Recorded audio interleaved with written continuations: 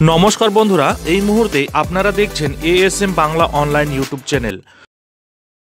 এবার ভোটের মুখে মুখ পুরল রাজ্য সরকারের। রেখা পাত্রকে স্বস্তি দিয়ে বিরাট রায় কলকাতা হাইকোর্টের।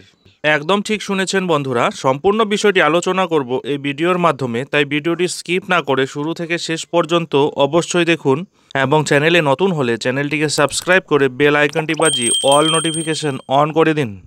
ভোটের দিন যতই এগিয়ে আসছে ততই বেড়ে চলেছে উত্তেজনা, আর তার মাঝেই খবরের শিরোনামে বারবার উঠে আসছে সন্দেশখালির নাম। সেখানে পুলিশের তৎপরতা যেন বেড়েই চলেছে দিনের পর দিন। সোশ্যাল মিডিয়ায় একের পর এক সন্দেশখালির ভিডিও প্রকাশিত হচ্ছে, যা নিয়ে রাজনৈতিক মহলে বেশ গুঞ্জনও বাড়ছে। আর এর মাঝেই বেশ কিছুদিন আগে আদালতে দ্বারস্থ হন বিজেপি প্রার্থী রেখা পাত্র। হাইকোর্টের কাছে রেখার আইনজীবী তুলে ধরেছিলেন একাধিক আবেদন। তিনি জানান, তার মক্কেল অর্থাৎ রেখা পাত্রের বিরুদ্ধে একাধিক মিথ্যে মামলা দায়ের করেছে রাজ্য পুলিশ। তাই সন্দেশখালির প্রতিবাদে মুখ রেখার বিরুদ্ধে এমন কত মামলা আছে তা তালিকা চেয়েছে রেখা। আসলে সন্দেশখালির মহিলাদের উপর অত্যাচার এবং জমি দখলের প্রতিবাদ করার জন্যই রাজনৈতিক প্রতিহিংসার জন্য এই মামলা করা হয়েছে। গত মঙ্গলবার বিচারপতি জয় সেনগুপ্ত সেই মামলায় বড় উপদেশ দেন।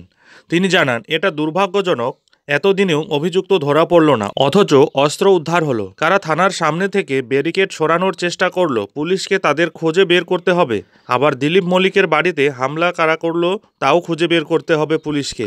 তাই রেখা পাত্রের আবেদনে নির্দেশ অনুযায়ী আদালত জানিয়েছে, আগামী 14 জুন পর্যন্ত ওই এফআইআরের ভিত্তিতে কোনো পদক্ষেপ করতে পারবে না পুলিশ, এবং আগামী 12 জুন এই মামলার পরবর্তী শুনানি হবে।